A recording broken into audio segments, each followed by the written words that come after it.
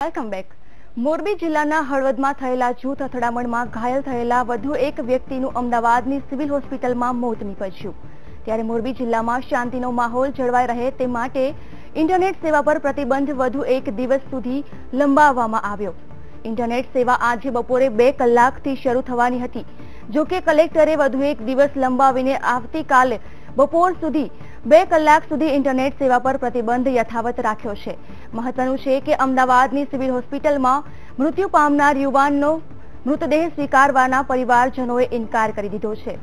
ત્યારે સ્થિતિ વધુ વણસે નહીં તે માટે ઇન્ટરનેટ સેવા પર પ્રતિબંધ યથાવત રાખ્યો છે। તો આવતીકાલે 2 કલાક સુધી ઇન્ટરનેટ સેવા બંધ રહેશે તેવું કલેક્ટરે આદેશ આપ્યો છે। મોરબી જિલ્લામાં 13મી જુલાઈના દિવસે હળવદમાં જે 2 જૂથો વચ્ચે અથડામણ થયેલી હતી અને એના સંદર્ભમાં જિલ્લા પોલીસ અધિક્ષકશ્રીએ ખોટી અફવાઓ ન ફેલાય અને સોશિયલ મીડિયાનો કોઈ દુરુપયોગ ન થાય એના માટે જે નેટ બંધ કરવામાં આવેલું હતું એ નેટ આજ બપોરે 2 વાગ્યા સુધી બંધ કરવામાં આવેલું હતું। એ મુદતમાં વધારો કરીને આવતીકાલ 18મી જુલાઈના બપોરના 2 વાગ્યા સુધી નેટ બંધ રાખવા માટેનું જાહેરનામું બહાર